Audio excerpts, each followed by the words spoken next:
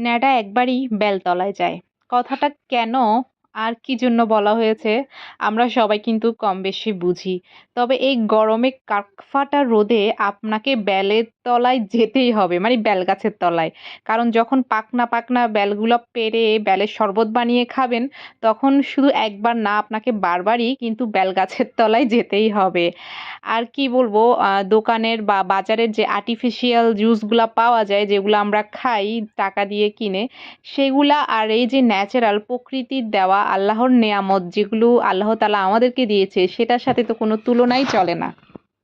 আসসালামু আলাইকুম। কেমন আছেন আপনারা সবাই?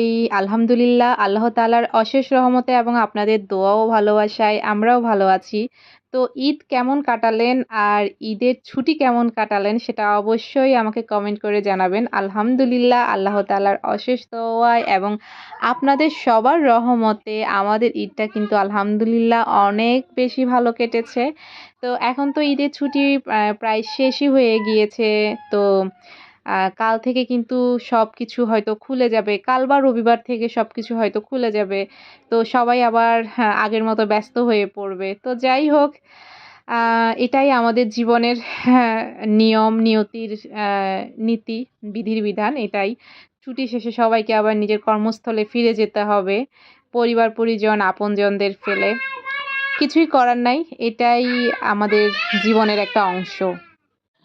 তো আম্মু আর বোন একটু পার্কের দিকে ঘুরতে গিয়েছিল। তো সেখানে একটা চাচা নাকি খুব কম দামে বেলগুলা সেল করতেছিল। তো আম্মু তো সবসময় আমরা যখন রোজার মধ্যে বাজার করতে গিয়েছি তখন কিন্তু বেলের এত বেশি চাহিদা ছিল আর এত বেশি দাম ছিল যে কিনাই অসম্ভব হয়ে পড়েছিল। তো সেদিন পার্কের সামনে ওই চাচা নাকি ৳৩০ করে বেল বিক্রি করতেছে আর বেলগুলা দেখতেও মোটামুটি বড় ছিল এবং পাকা ছিল।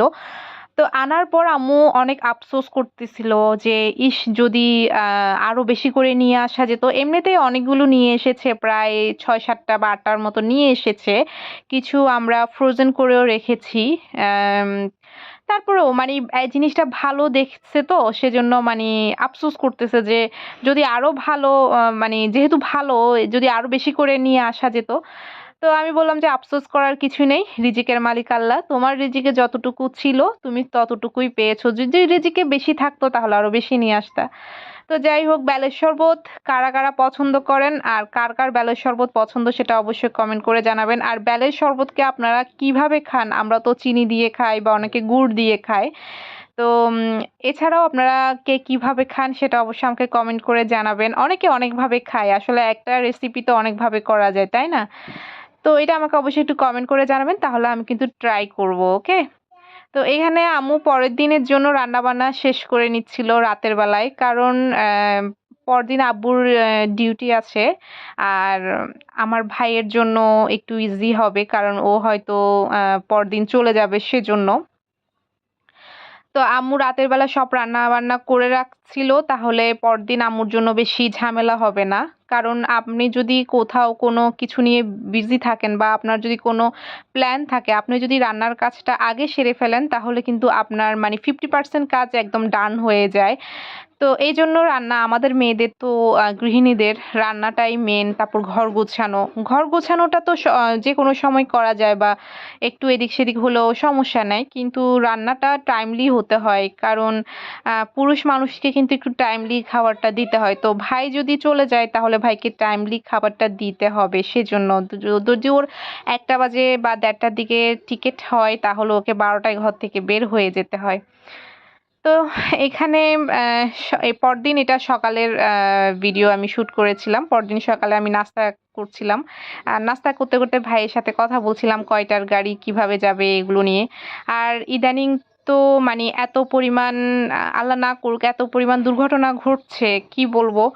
প্রিয়জনরা যখন মানি কোথাও যায় বা বাসে উঠে গাড়িতে উঠে তখন কিন্তু খুবই টেনশন হয়। তো যাই হোক সব আল্লাহর উপরে ছেড়ে দিলাম, আল্লাহর হাতে তুলে দিলাম। আল্লাহই হেফাজত করার মালিক। তো এখানে আমার আম্মু বলল যে একটু শাসলিক বানাবো।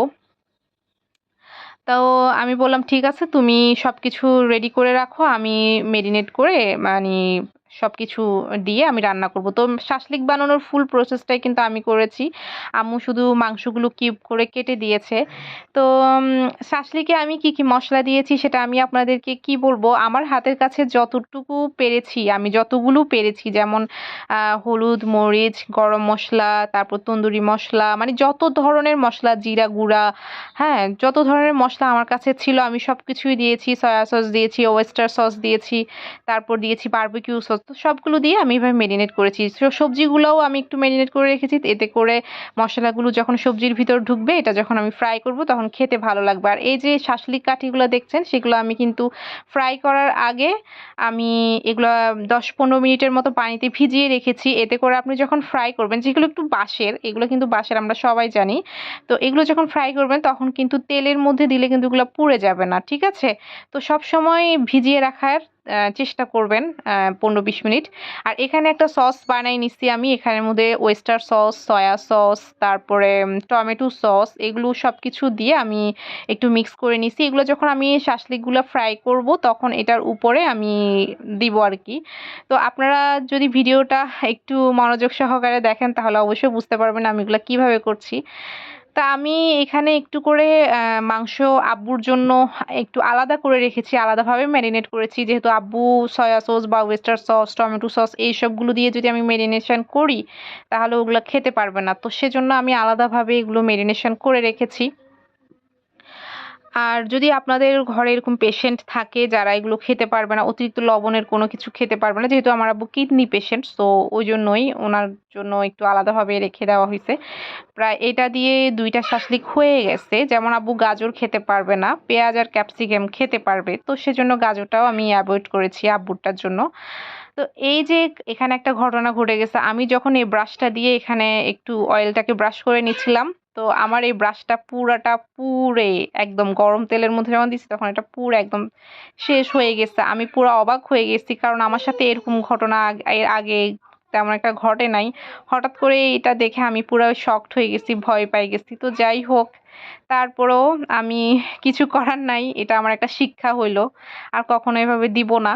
তো এখানে আমি কাঠিগুলোর মধ্যে আমি এই মাংস, তারপরে গাজর, তারপর ক্যাপসিকাম, পেঁয়াজ, এগুলো কিন্তু আমি দিয়েছি। আপনারা চাইলে এখানে 2-3 ধরনের ক্যাপসিকাম ইউজ করতে পারেন। লাল ক্যাপসিকাম, সবুজ ক্যাপসিকাম, ওগুলা হলুদ ক্যাপসিকাম এগুলো দিতে পারেন। আমি গাজর দিয়েছি। আমার বাসায় যেটা যেটা ছিল আমি সেটাই দিয়েছি। আর আব্বুর জন্য যে মানে স্টিকগুলো আমি করেছি সেগুলো আমি এখানে রেখেছি। তো আব্বু তো আবার সসের উপরেটা খেতে পারবে না, সস যদি আমি এখানে উপরে দিই সেটা খেতে পারবে না, সেজন্য একটু করে সরিষার তেল আমি উপর দিয়ে দিয়ে দিছি আর কি, যাতে একটু খেতে ভালো লাগে। আসলে খাওয়ার জিনিসটা এমন যে মানে যদি অসুস্থ পেশেন্টের জন্য আলাদাভাবে রান্না করা হয় কিংবা নিজেদের জন্য আলাদা রান্না করা হয়, একটু কষ্ট হয়ে যায়। তারপরেও কিছু করার নেই। পরিবারের একজনকে ছেড়ে বাকিরা তো আর খেতে পারে না বলেন।